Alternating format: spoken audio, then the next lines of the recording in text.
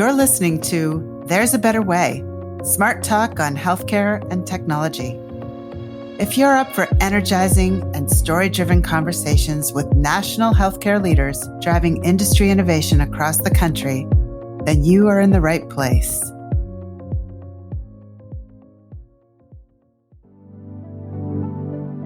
My guest today is a New Englander, a Bowtie aficionado, and a renowned health IT guru.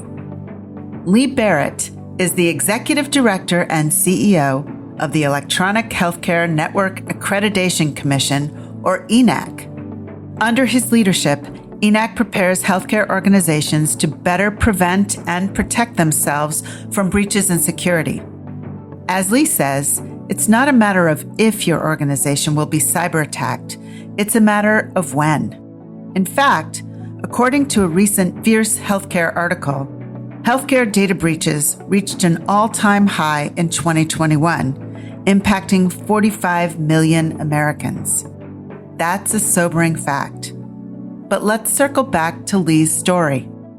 In the mid-90s, at the behest of the government, Lee helped draft the blueprint for standardizing electronic healthcare data exchange and for establishing the guardrails to ensure the privacy and security of that healthcare information. This blueprint formed the foundation for the Health Insurance Portability and Accountability Act of 1996, better known as HIPAA. But he didn't stop there. Listen up, dear listeners. What you're about to experience is a masterclass in the development of digital healthcare and trusted data exchange. I'm pleased to welcome Lee to our show. Well, Lee, it's so great to have you on the show today. You know, Melanie, it's terrific. I really appreciate the opportunity. Well, you are a health IT and security guru, and we are going to talk about some really serious issues related to healthcare data privacy. But I thought maybe we'd start on the lighter side first. So you live in New England, right? I do. Yeah. I live in New England and have lived here all my life.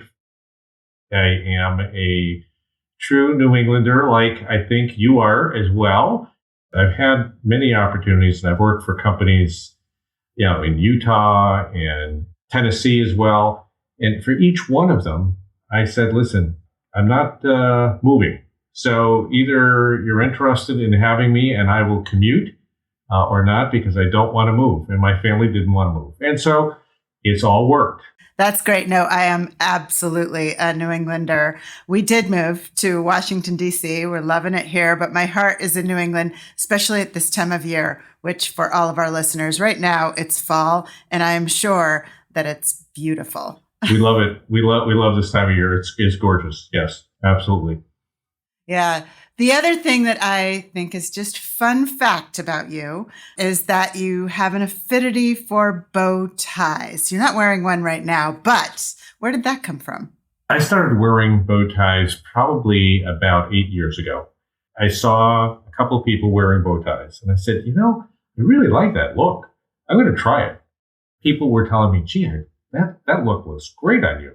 And I was having fun with buying different types of very vibrant bow ties too. And so it's just stuck with me. It's a signature. And I've seen pictures of the fun colors. And so, well, why don't we dive into healthcare? Sounds good. Let's do it, right? How did you get started in healthcare? Well, I actually went to school. I majored in English, and I was going to go to law school. I get accepted to law school, but at the last minute decided not to do so. And so one of my first jobs was working for MassMutual in their office automation area. And they put me in charge of running their data center. And so I started to learn a lot about data centers and data center operations. And I started to learn as well how to code. At Travelers, that's really where I got into healthcare. The first couple of positions that I had at Travelers was to run their life and annuity IT business. And so I started doing that. I had been doing that for about a year, where then I got selected to go over to the managed care employee benefits side. So I got into running, being very involved in the whole claims operation for our managed care business. And then what ended up happening is that the individual who was president of Travelers Blue Managed Care Business, was called to Washington to meet with then Health and Human Services Secretary Lou Sullivan. He and the CEO for Blue Cross Blue Shield, Barney Tresnowski, were asked by Lou Sullivan to come to Washington, and Tresnowski charged both of them with developing a report on healthcare on administrative simplification. And he wanted that report delivered to him in 6 months at the Washington Press Club. So Joe Brophy came back from that meeting, called all of his staff, and said, I need one person from Travelers, that's going to lead this with the other person from Blue Cross Blue Shield, and to put this report together. Who's the person that should get that nod here from Travelers? I guess they all looked at each other and said, Lee Barrett. So I got a call from Joe Brophy's secretary, administrative assistant, and said, Mr. Barrett, Mr. Brophy wants to see you right away. Now, I don't know Joe Brophy from a hole in the wall. I've never met him personally. I go to his office. So I go into Joe's office, which is probably about 3,500 square feet of office space, multiple couches, all of this stuff. And all these people are there, and Joe Brophy. And Joe says, Lee, come on in. And so I came in. So he laid it out for me. He said, here's what we got to do. Everybody here has said you're the guy that needs to be co-leading this with Blue Cross Blue Shield Association. And you'll be reporting to me on a daily basis. And so we put that together.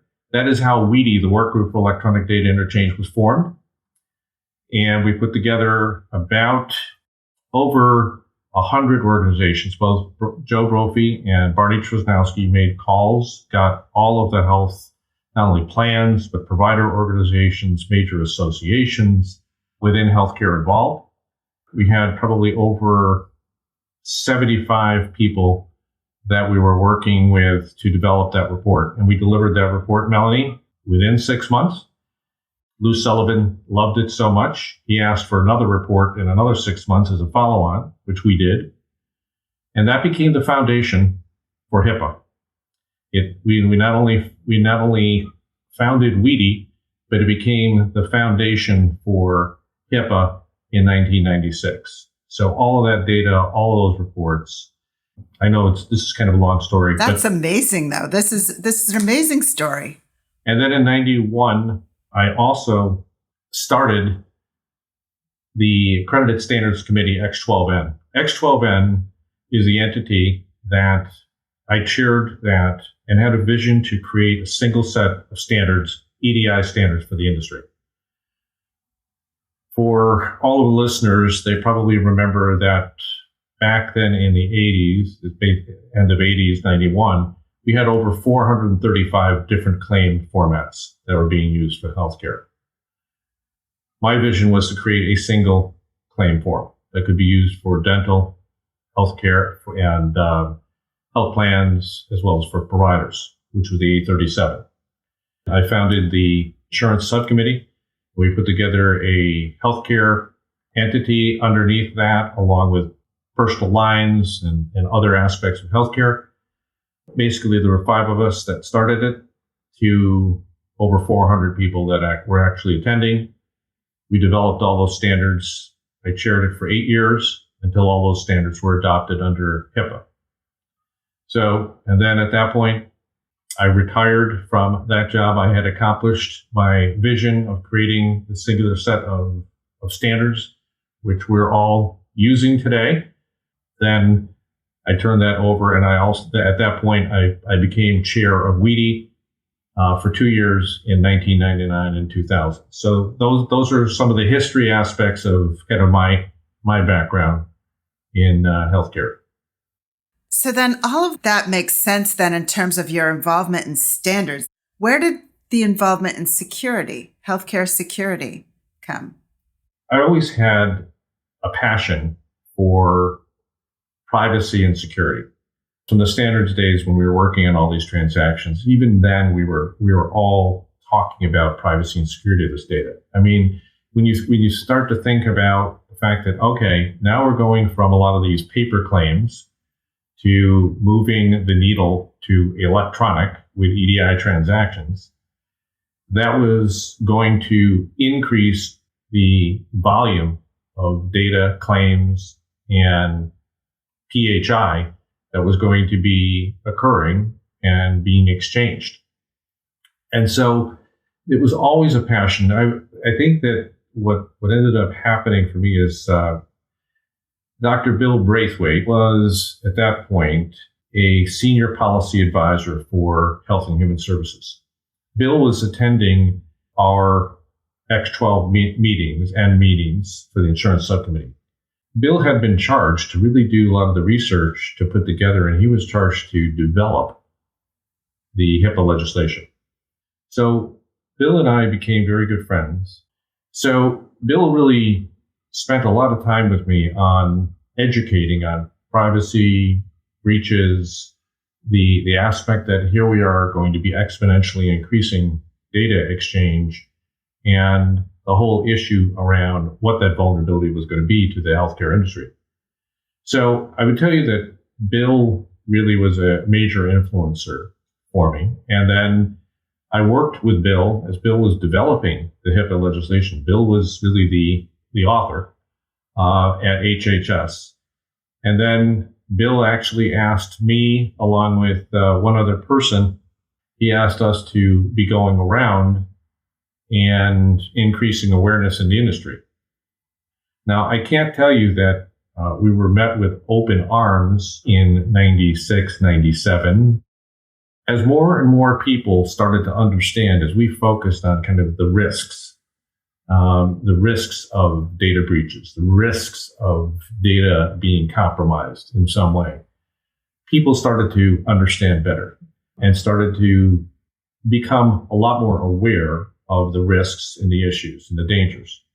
So I would tell you, Melanie, that was really where I got my focus on security and privacy. And then what ended up happening that you're probably going to want to know is, okay, well, with all of that, how did EHNAC actually happen?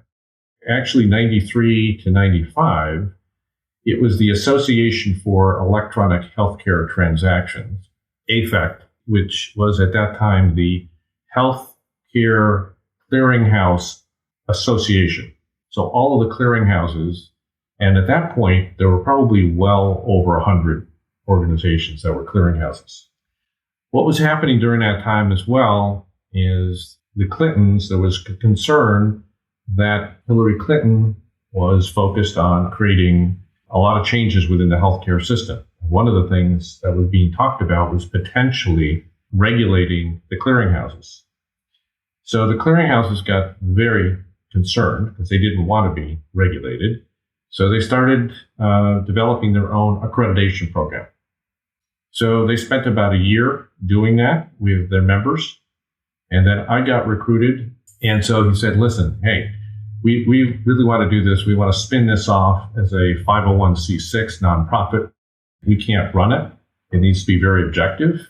They convinced me to take on the role of executive director. That's how EHNAC was formed. I started doing a number of betas with some of the clearinghouses. But then what ended up happening is that nothing went forward as in relation to healthcare legislation.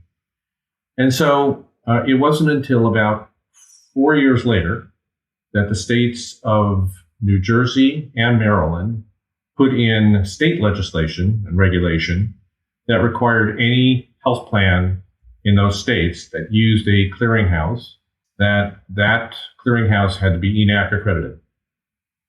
Well, now all the clearinghouses went through. And so we went from only having a few organizations to now all the clearinghouses.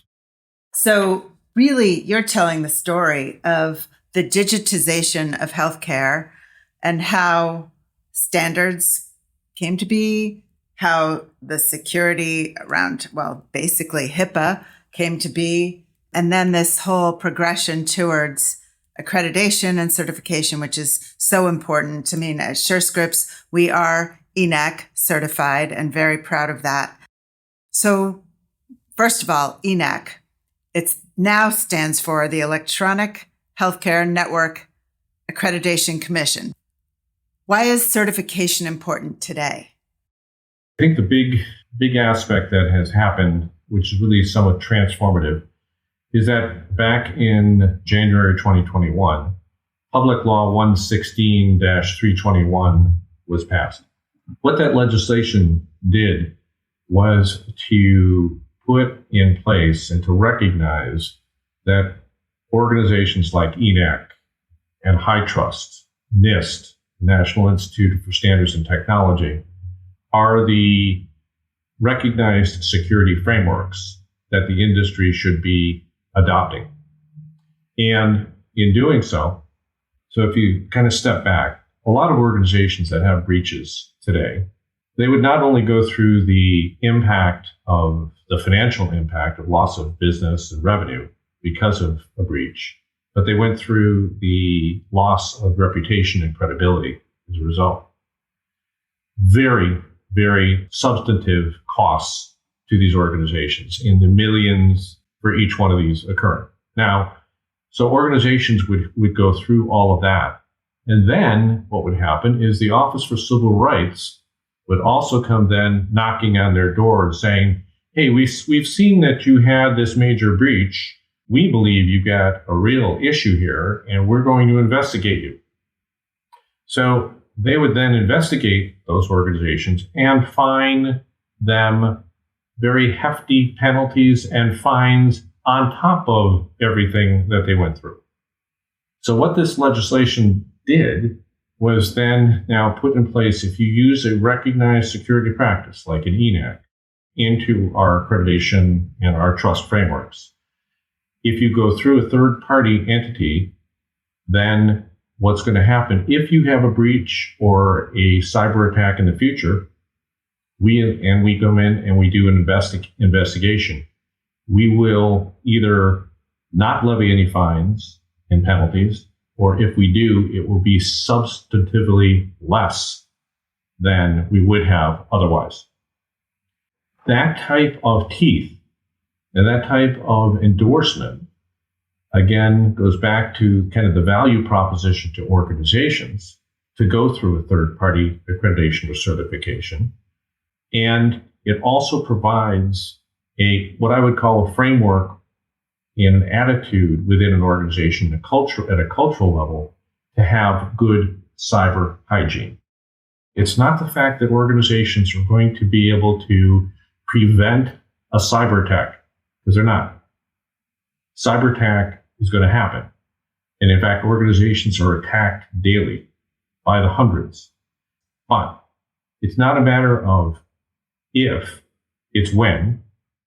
You know, you make me think about growing up myself. My dad was a hospital CEO, and there were weekends when we knew that he was going to be running an emergency simulation. And for technology companies, those are our tabletops. That's when we're simulating how and what you just described. Yep, right? Absolutely. So important. Yeah, so important. Well, let's back up for a minute. I want to go to the innovation in healthcare today, but I want to back up for just a minute and make sure for our audience, everyone understands why cybersecurity in healthcare is so important. What I've told people, and I continue to tell people, is that if your credit card is hacked and is then made available on the dark web, it's worth about $1.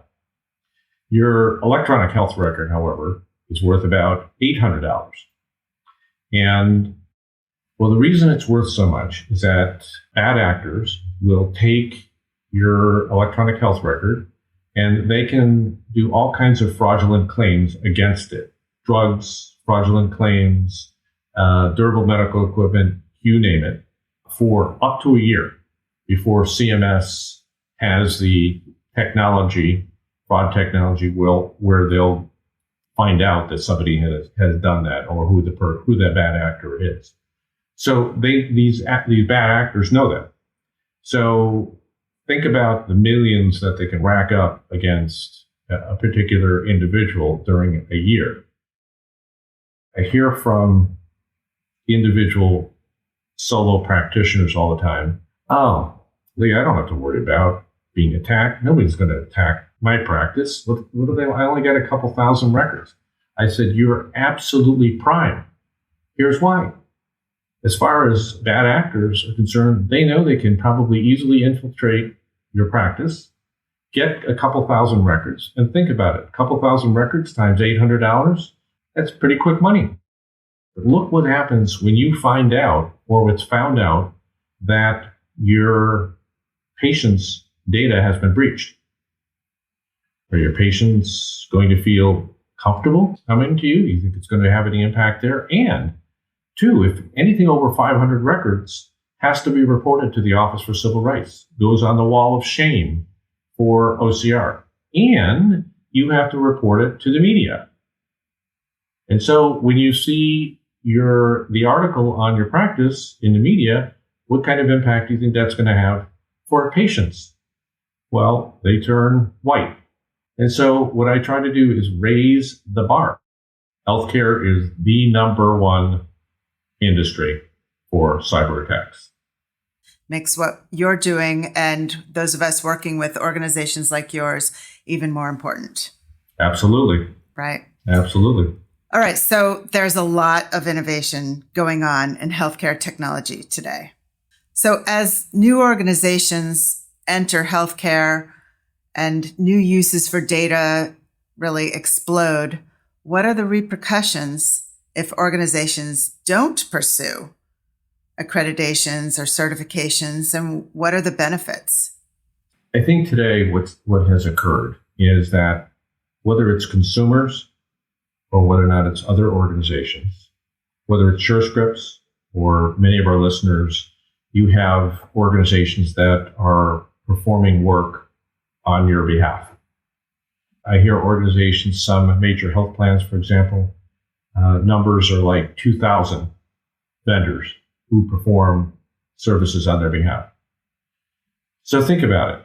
All of those entities are working for you and they're performing some aspect for your organizations. Many of them are dealing with PHI. The thing today is that, one, we are focusing with organizations to make sure that, one, their hygiene, their cyber hygiene is where it needs to be. Two is that they're going through a third-party assessment. Third is that we tell organizations you should have a third-party risk management program in place. So what that means is organizations who have a third-party risk management, this is a contractual obligation. So any entities that are performing services on your organization's behalf have to go through this third-party risk management, and they have to demonstrate that they've gone through an EHNAC or a high trust, including the NIST framework, and they have to verify that they have successfully done that before they're going to be able to do business on that company's behalf. What does that do? That raises the bar. The other aspect is really what has happened over the years, and over probably the past 6 years, the Chief Information Security Officer role has taken on a whole different role. Well, today, because of the cost of what a breach can do, is from not only cost, but reputationally, overall impact, that individual, along with probably several others, are now reporting to boards of directors or senior leadership on at least a quarterly basis. Boards and companies are investing significant dollars in whatever infrastructure is needed to support that. That's a far cry from where we were probably 6 or 7 years ago. That was not there. But so you look at raising that bar. And lastly is stakeholder trust. Patients themselves have become a lot more educated. and they're a lot more concerned about their data. And so consumers are also now forcing organizations to take the data and take them and how they're handling their data far more seriously. Again, this doesn't come down to whether or not an organization is going to stop or prevent a breach or a cyber attack. It's how good your contingency plan is, how good your cyber hygiene is, and how vigilant and the rigor that you have throughout the entire organization, from educating and training all of your staff and keeping the awareness high.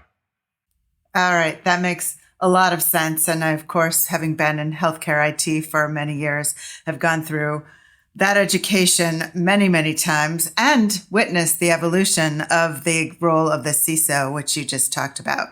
So let's take a little different tact.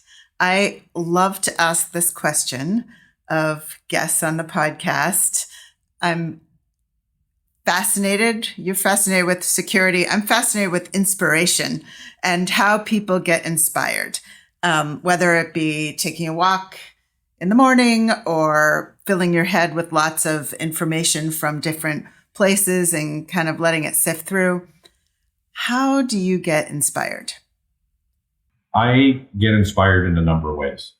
My first inspiration was when I developed, going back to when I worked on developing those reports for Lou Sullivan, and WEDI was formed, and I really got quite an education on administrative simplification and on how many millions of families could not afford healthcare.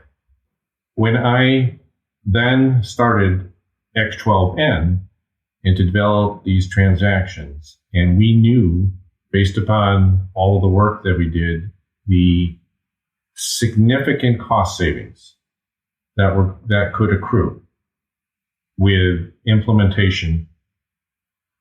What inspired me for 8 years to volunteer my time was that if I could save one family where they could get healthcare coverage, that was my driving force.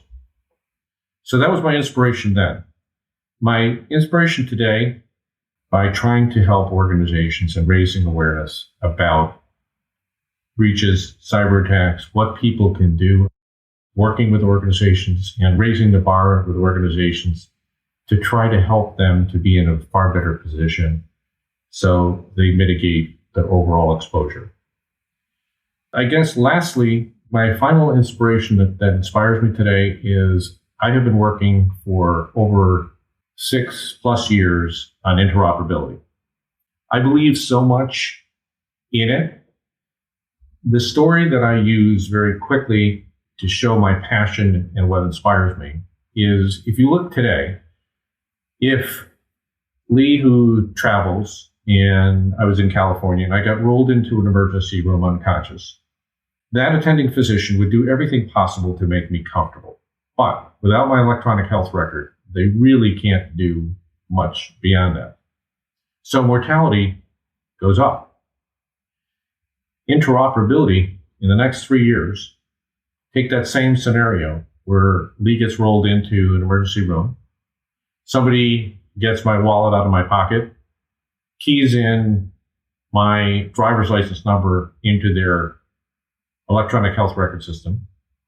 It immediately pulls all these qualified health information networks, these QHINs, and my EHR is pulled up in seconds. Now that attending physician will do everything. They know everything about me. They can do everything they possibly can for my condition. So now mortality goes down. I'm inspired to see what that can do, and for patients and for people. The inspiration, I mean, that is part of what's just such an honor to work in healthcare, period, is that ultimately it's personal. It's an opportunity to impact patient health. So what a beautiful description of how your career has been doing that. And then the added impact that the security side of what you do is having on our own personal cyber health is so important. And yes, interoperability is hopefully going to have its day in the near future. That is a great way to end our discussion and what I feel like has been a full master class in health information technology and security, and a great way to end our season on this podcast. So thank you so much for spending time with us today, Lee. Thanks, Melanie. Appreciate it. And thanks to all of your audience as well. Thank you so much, Lee, for spending time with us. As data exchange accelerates, it's more critical than ever that patient data is protected. As you said, healthcare is the #1 industry for cyber attacks.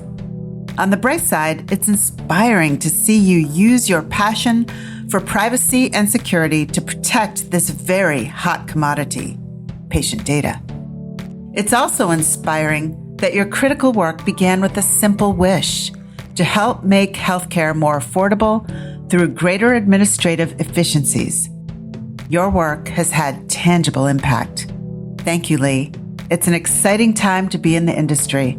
We all know that there is more work to do at the intersection of healthcare, security, and data exchange.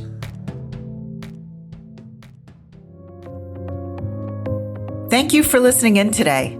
If you've enjoyed this podcast, please rate, subscribe, and review. There's a better way. Smart talk on healthcare and technology. With your help, we'll be able to continue to bring great conversations to the fore and to the wider listening public. Thank you.